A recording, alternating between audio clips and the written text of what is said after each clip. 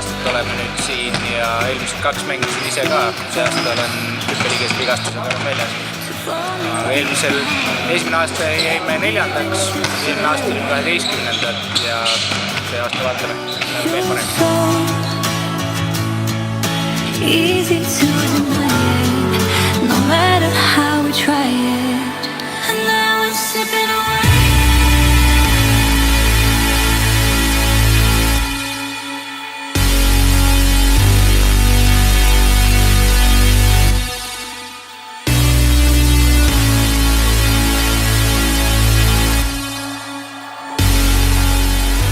Selles mõttes, et tore üritus, ma arvan, ja sellise, mis sest, et võib-olla võite pole tulnud, aga emotsioon on võistkonnasiseselt kõva, et kindlasti oleme järgmise aasta platsil.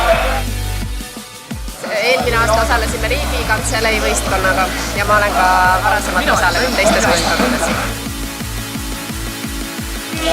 Positiivselt mõtestatud ka niimoodi seal.